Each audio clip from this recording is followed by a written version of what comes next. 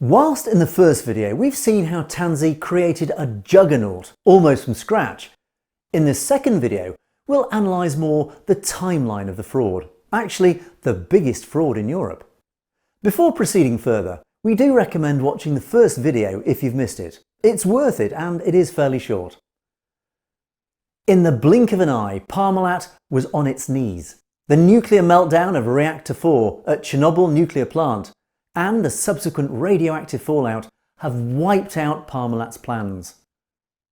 Highly indebted and with a decreasing turnover, Tanzi commenced to seek liquidity all over the world to financially support Parmalat.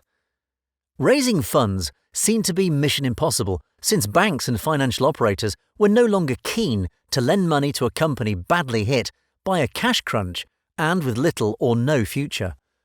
Also, an offer from Kraft, the US multinational, to purchase Parmalat's global operations and assets was rejected by Tanzi. And so we reach 1990, when all good intentions end, and an evil plan to provide Parmalat with enough oxygen to survive starts developing. Tanzi decided to purchase Finanza Centro Nord, an empty commercial vehicle listed on the Milan Stock Exchange, in order to complete a reverse initial public offering or reverse IPO. As we mentioned in the video about the Wirecard scandal, a reverse IPO can be symptomatic of some financial issue. It's extremely rare to see a sound and solid company adopt a reverse IPO in order to go public. In most cases, the main purpose of adopting this reverse mechanism is merely to avoid heavy control from the regulatory authority. In this specific case, the Milan Stock Exchange Commission may have rejected the proposal by Parmalat to be listed due to heavy indebtedness of the holding company or its subsidiaries, or once releasing the listing documents to the private investors, the listing would not have been successful due to the high risks involved. In 1991, Parmalat is a public listed company, and Finanza Centro Nord has changed name to Parmalat Finanza.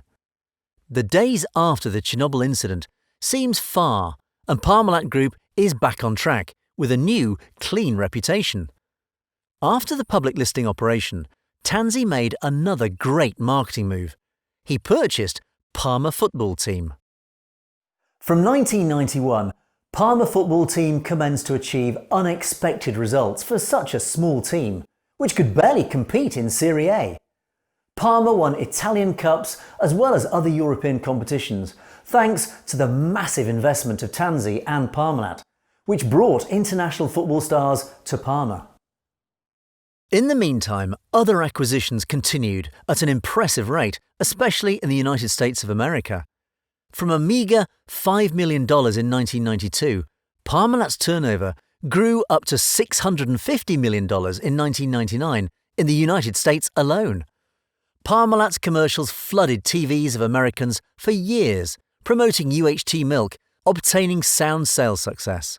By 2000, Parmalat was Italy's 8th largest company, with operations stretching across 5 continents and 30 countries, employing more than 35,000 people in 200 units.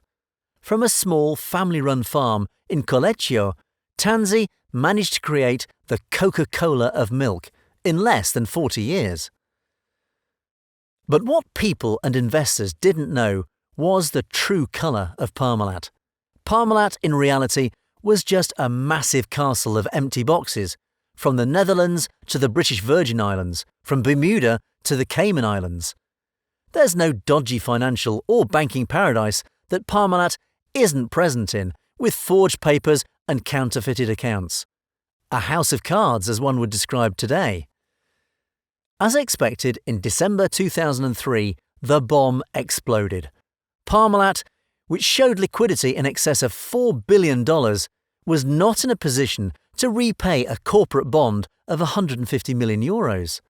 The fraud came to light on December 19, 2003, when Bank of America declared that a document purporting to show liquidity for €4 billion in an account held by Parmalat Financing Corp, a Parmalat subsidiary registered in the Cayman Islands, was false.